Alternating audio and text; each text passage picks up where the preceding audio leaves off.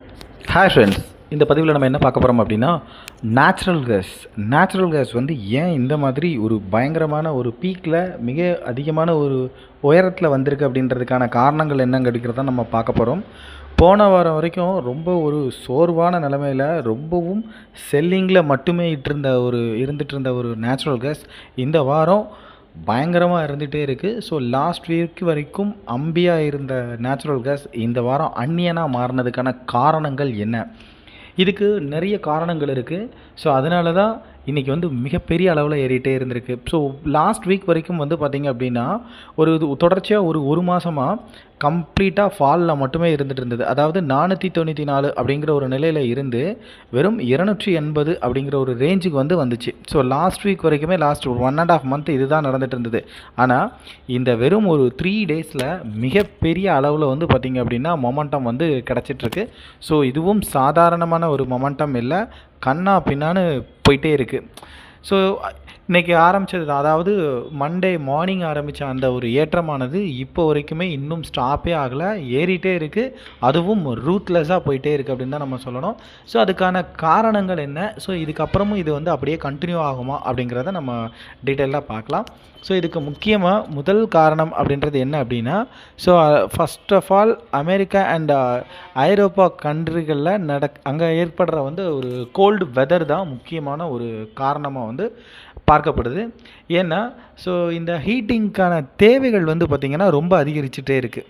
So அங்கே அதிகமான வீடுகள் அப்புறம் தொழிற்சாலைகளுக்கு எல்லாத்துலேயுமே நேச்சுரல் கேஸ் பயன்படுத்துறதுனால ஸோ இதோட டிமாண்ட் பார்த்திங்க அப்படின்னா ரொம்பவே பெரிய அளவில் இன்க்ரீஸ் ஆகிட்டுருக்கு.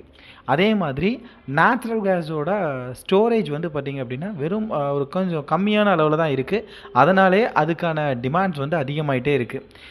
அது முக்கியமாக இன்னொரு விஷயம் என்னென்னா, இந்த கோல்டு வெதர் ஸ்டார்ட் ஆகிறதுக்கு முன்னாடியே நம்மளோட ஸ்டோரேஜ், அதாவது நேச்சுரல் கேஸோட ஸ்டோரேஜ் ரொம்ப கம்மியாக இருக்கிறதுனால இதோட டிமாண்ட் ரொம்ப அதிகமாக இன்க்ரீஸ் ஆகிட்டுருக்கு. ஸோ சப்ளை குறைவாக இருக்குது, அதே நேரத்தில் டிமாண்ட்ஸ் அதிகமாக இருக்கிறதுனால ரொம்ப அதிகமாக இது ரேட் இன்க்ரீஸ் ஆகிட்டுருக்கு. ஸோ இது ஒரு ரீசன்.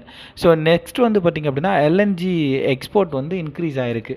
ஸோ அதாவது அமெரிக்கா என்ன பண்ணிகிட்ருக்காங்க அப்படின்னா, ஸோ அவங்களோட அந்த நேச்சுரல் கேஸை ஐரோப்பா அப்புறம் ஏஷியாவில் இருக்கிற நாடுகளுக்கு எல்என்ஜியாக எக்ஸ்போர்ட் பண்ணிகிட்ருக்காங்க. ஸோ இதனால் என்னென்னா உள்ளூர் சந்தையில் கிடைக்கிற கேஸ் குறையுது. ஸோ இதனால் இந்த எல்என்ஜியோட ரேட் பார்த்திங்க அப்படின்னா இன்க்ரீஸ் ஆகிட்டுருக்கு. ஸோ இது மட்டுமே காரணம் அப்படின்னு கேட்டிங்க அப்படின்னா, ஸோ ஃப்யூச்சர் மார்க்கெட்டில் ட்ரேடர்ஸ் எல்லாருமே என்னென்னா விலை குறையும் அப்படின்ற மாதிரியான ஒரு ஷார்ட் இதில் இருந்துகிட்டு இருந்தாங்க. ஸோ அப்போ என்ன பண்ணிட்டு இருந்தாங்கன்னா, ஒரு ஷார்ட் கவரிங்கில் இது வரைக்குமே இருந்துகிட்டு இருந்தாங்க. இப்போ என்ன பண்ண ஆரம்பித்தாங்க அப்படின்னா, ஸோ அவங்க எல்லாருமே நார்மலாக அகெயின் ஒரு பையிங் ப்ரைஸ், அதாவது ப்ரைஸ் ரொம்ப லோயிங்கில் இருந்ததுனால அவங்களும் அதிகமாக வாங்க ஆரம்பித்தாங்க. ஸோ அதனாலேயும் ரேட் பார்த்திங்க அப்படின்னா நேச்சுரல் கேஸ் அதிகமாக போயிட்டுருக்கு. மற்றொரு காரணமாக என்ன பார்க்கோம் அப்படின்னா, மின் உற்பத்தியோட தேவையும் ரொம்ப அதிகரிக்கிறது. அதாவது குளிர்காலத்தில் பார்த்திங்கன்னா வைண்ட் அப்புறம் சோலார் பவர் சில இடத்துல ரொம்ப குறைய ஆரம்பிச்சிடும். அதனால் கேஸ் பேஸ்ட் பவர் பிளான்ட் பார்த்திங்கன்னா அதிகமாக இயங்கிட்டு இருக்கும்.